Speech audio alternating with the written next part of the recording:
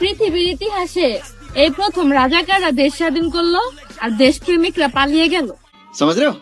ছাত্র দিছে ভাষায় না দেশ বানাইছে ছাত্ররা, যেই হাতে কলম খাতা ওই হাতে দেশ হাত করা। হযরত শেখ হাসিনা সরকার, যার বেহেশতে যাওয়ার অধিকার আছে, তার কারণ পৃথিবীতে এই একটি মাত্র সরকার সারা পৃথিবীর ভিতরে সবচাইতে বেশি উন্নয়ন সাধন করেছে শেখ হাসিনা সরকার। তাই হ্যালো এভরিওয়ান, অস্থির বাঙালির নতুন এই পর্বে আপনাদের স্বাগতম। আজকের পর্বটি অনেক বেশি মজার হবে, তাহলে চলুন শুরু করা যাক।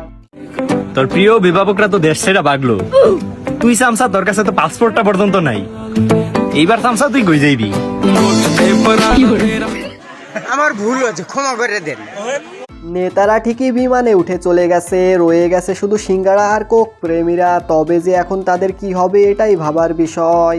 শেখ হাসিনা পালিয়ে গেছে, শেখ হাসিনা নাই, শেখ হাসিনা চলে গেছে, শেখ হাসিনা পালায় না।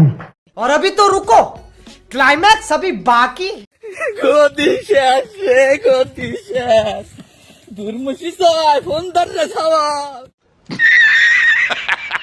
ভাই রে, এর পরে আর আপনি কাকে বিশ্বাস করবেন যে কিনা বলে দেশ ছেড়ে পালাবো না, ক্ষমতা চলে যাওয়ায় সবার আগে সেই দেশ ছেড়ে পালালো।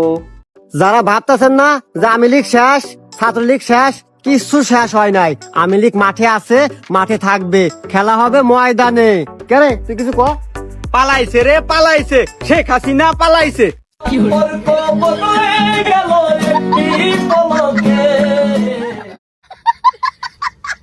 ভাই রে, এইটা শোনার জন্য আমি মোটেও প্রস্তুত ছিলাম না, তবে ভিডিওটা কিন্তু মজার ছিল।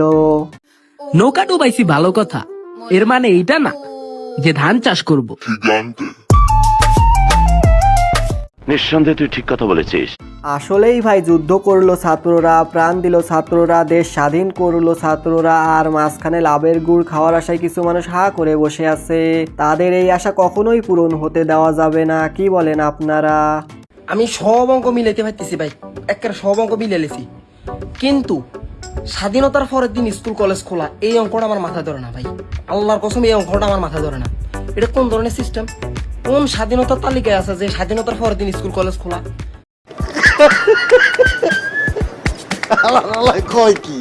ভাই রে, এইটা কোনো কথা হইলো? আপনারাই বলেন। এতদিন যুদ্ধ করলো, কোটা না মেধার ভিত্তিতে চাকরি হবে, স্কুল কলেজ না খুললে তা কি করে হবে? আর অনেকদিন গার্লফ্রেন্ডের সাথেও দেখা হয় না, গার্লফ্রেন্ডের সাথে দেখা করার জন্য হলেও স্কুল কলেজ খোলা চাই। দেশ স্বাধীন করার জন্য অন্তঃস্থল থেকে ধন্যবাদ জানাই তোমাদের। এবার ব্যাংক খুলে দিতে বলো, দেশ মেরামত করার দায়িত্ব আমাদের। গাইস, দেশের উন্নয়নে প্রবাসী ভাইদের অবদান এতটাই বিশাল যে তা ভাষায় পুরোপুরি প্রকাশ করা সম্ভব না। প্রবাসী ভাইদের জন্য রইল অগাধ ভালোবাসা ও শ্রদ্ধা। এক দফা আন্দোলন কি আমাদেরকে পদত্যাগ করতে হবে। আমার প্রশ্ন, জাতির কাছে প্রশ্ন, কি অপরাধ আমাদের? আমরা কি অপরাধটা করেছি? একজন মাসুম মানুষ পাওয়া গেছে, অক্ষরে গোনা নাই, মাত্র ইয়া পড়ছে।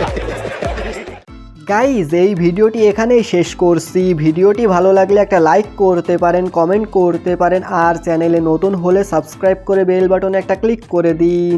দেখা হচ্ছে পরের কোনো ভিডিওতে। আল্লাহ হাফেজ।